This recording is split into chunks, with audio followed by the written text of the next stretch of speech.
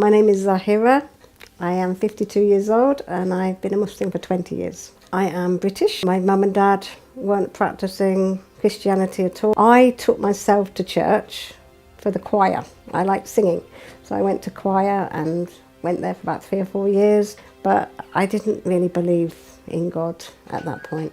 From 1994, I started to bike ride, about a 5-mile bike ride, day there and back. And I started to take notice of creation. The sky, the birds, I love birds. The birds, the grass, just even through the elements, because I went through spring, summer, winter, all of them. And I saw the snow, I cycled in snow. But anyway, it was the creation that I fell in love with.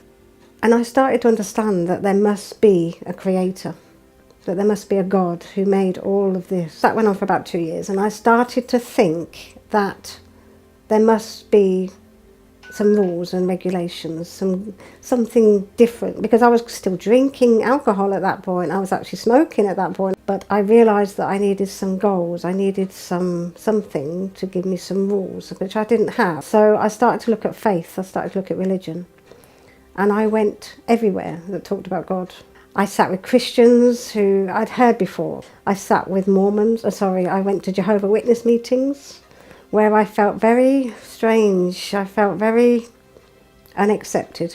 I don't know why, I just felt it wasn't the place for me. I read a lot of books.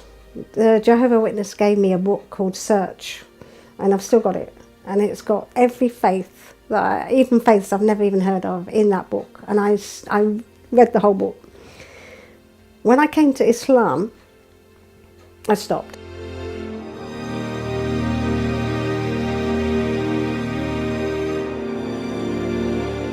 And it was just like it opened a clear window for me. It was nothing confusing to me about Islam. It was one God, and everything else, everybody else was his creation. And that's what I'd been looking for all my life.